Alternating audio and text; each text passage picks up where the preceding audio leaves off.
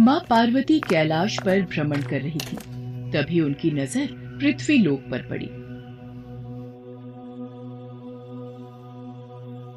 सेठ जी, ये माल गाड़ी में से उतार दिया है। ये ले, तेरे आज की कमाई के 200 रुपए। पूरा दिन मेहनत करके सिर्फ ये 200 रुपए ही कमाई हुई है। अब इसमें से 50 रुपए दूध के, 50 रुपए सब्जी के, बाकी बचे 100 रुपए जो पूरे 3 दिन चलाने हैं। ये हो गए पूरे 50,000 रुपए। इन्हें तिजोरी में रख देता हूँ। नहीं भैया, ये बहुत महंगी साड़ी है, कोई सस्ती सी दिखा दो। हाँ, ये 150 रुपए वाली ठीक है। भैया, ये तीनों साड़ी पैक कर दो। ये लो 5,000 रुपए। माँ पार्वती गरीब और अमीर दोनों को देख रही थी। आखिर जिसे जो चाहिए उसे मिलता नहीं, और जिसके पास पहले से हो उसे और मिल जाता है। इस प्रश्न का उत्तर तो महादेव ही दे सकते हैं। धरती का ये नजारा देखकर माँ पार्वती भगवान शंकर के पास जाती है। महादेव, मैंने देखा है कि धरती पर जो व्यक्ति पहले से ही गरीब और दुखी है, उसे और ज्यादा दुख मिलता है, और जो सुख में है आप उसे दुख नहीं देते। ऐसा क्यों? भगवान, ये आपकी कौन सी लीला है? देवी पार्वती, इस बात का उत्तर जानने के लिए आपको हमारे साथ धरती पर चलकर वहां के प्राणियों का हाल चाल जानना होगा। वहीं इस प्रश्न का उत्तर आपको प्राप्त होगा। भगवान शिव के कहे अनुसार कुछ समय बाद माँ पार्वती उनके साथ मृत्युलोक में प्राणियों का हालचाल जानने के लिए चल पड़ी। तभी रास्ते में उन्हें एक गरीब पति पत्नी जाते दिखाई दिए। उर्मिला, कुछ समझ नहीं आ रहा, हमारी गरीबी के दिन कब दूर होंगे। वो चंदन ने फिर एक नई जमीन खरीद ली। सबका भाग्य एक सा नहीं होता है जी। उसके भाग्य में अमीर बनना लिखा है, हमारे में नहीं। भगवान की इच्छा होगी तो हम भी अमीर बन जाएंगे। पता नहीं कौन से पिछले जन्मों के कर्मों की सजा भुगतनी पड़ रही है। न जाने कौन से बुरे पाप किए थे। हे महादेव, आप इन दोनों पति पत्नी को कुछ ही पलों में अमीर बना सकते हैं। मेरे कहने पर आप इन्हें अमीर बना दीजिए। ये बेचारे कितने दुखी हैं। देवी पार्वती, इन दोनों के भाग्य में अभी अमीर बनना नहीं लिखा है। महादेव, जब हम इन्हें धन दे देंगे तो इनकी गरीबी दूर हो जाएगी, फिर ये भी अमीर और सुखी हो जाएंगे। कृपया करके आप इनकी मदद कीजिए प्रभु।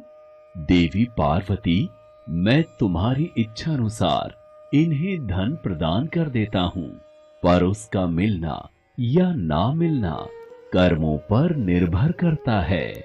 पार्वती जी के कहने पर भगवान शिव ने सोने की अशर्फियों से भरी एक पोटली उस रास्ते में डाल दी। पोटली से कुछ दूरी पर उर्मिला की नजर गुजरते हुए एक अंधे व्यक्ति पर पड़ी। सुनो जी, हम तो गरीब हैं इसलिए दुखी हैं, पर ये सामने व्यक्ति तो नेत्रहीन है। एक बात समझ नहीं आई, ये नेत्रहीन लोग कैसे जीवन व्यतीत करते होंगे? हाँ, बड़ी मुश्किल होती होगी उर्मिला इन बेचारे नेत्रहीन लोगों को। चलो आज हम भी अंधों की तरह चलकर देखते हैं, देखें ये कैसे जीवन जीते हैं। उर्मिला और सूरज आंखें बंद कर एक दूजे का हाथ थामे चलने लगे। सोने की अशर्फियों की पोटली रास्ते में ही पड़ी रह गई और वे दोनों करीब से गुजर गए। भगवान शिव बोले, देखा देवी पार्वती, इनके भाग्य में अभी गरीबी ही लिखी है। हम कुछ दिन धरती पर ही रहेंगे। यहाँ मनुष्य रूप में रहकर मैं तुम्हारे मन की सभी शंकाओं को दूर करना चाहता हूँ। भगवान शिव और देवी पार्वती ने मनुष्य का रूप धारण किया और पति पत्नी के रूप में एक गांव के पास डेरा जमाया। शाम के समय देवी पार्वती भगवान शिव से बोली, स्वामी, मैं रसोई की तैयारी शुरू करती हूँ। यहाँ पृथ्वीलोक में यदि हम रहने आ ही चुके हैं तो हमें भोजन की भी व्यवस्था करनी होगी। मैं चूल्हा बनाने की तैयारी करती हूँ, आप तब तक भोजन बनाने की सामग्री ले आइए। माँ पार्वती चूल्हा बनाने के लिए बाहर से ईंटें लेने गई। चूल्हा बनाने के लिए मुझे ईंटों की जरूरत है। ये एक जर्जर और टूटा मकान दिखाई दे रहा है। इसकी ईंटें मेरे काम आ जाएंगी, यही ले लेती हूँ। चूल्हा तो तैयार कर लिया, महादेव आते ही होंगे।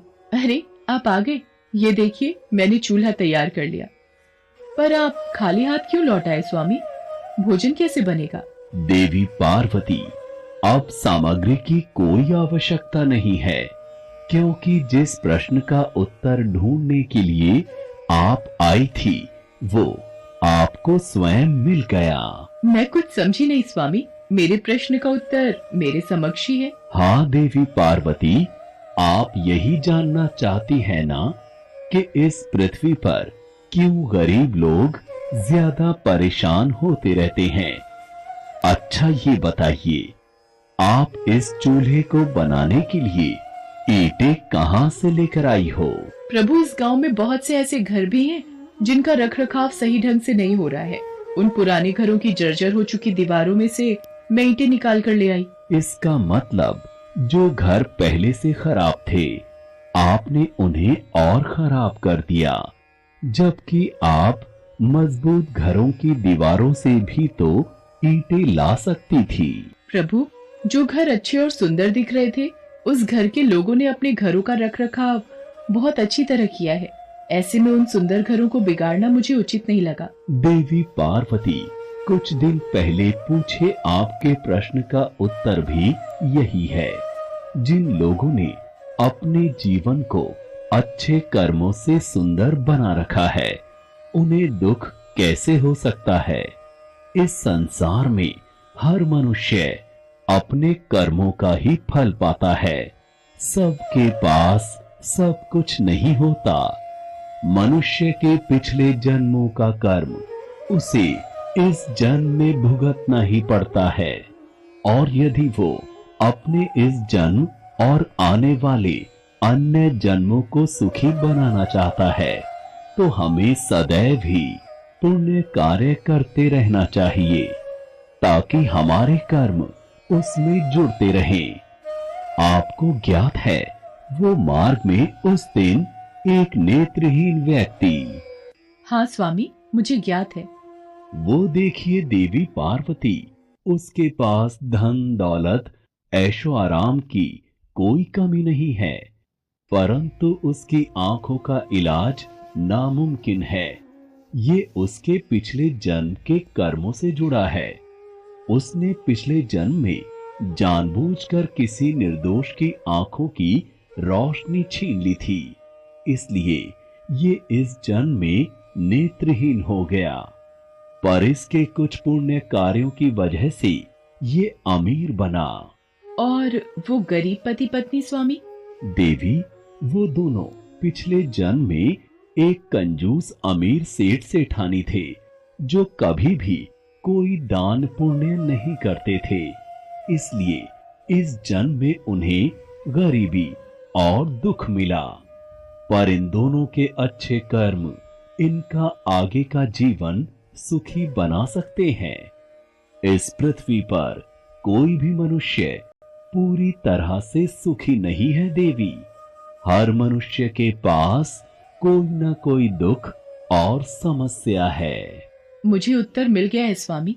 इस पृथ्वी पर सुखपूर्वक जीवन यापन करने के लिए मनुष्य को अपने द्वारा अच्छे कर्म करने चाहिए, ताकि उसे उसके पिछले बुरे कर्मों का फल न भुगतना पड़े। और फिर अपने प्रश्नों का उत्तर पाकर देवी पार्वती भगवान शंकर के साथ अपने रूप में आकर कैलाश वापस लौट गईं।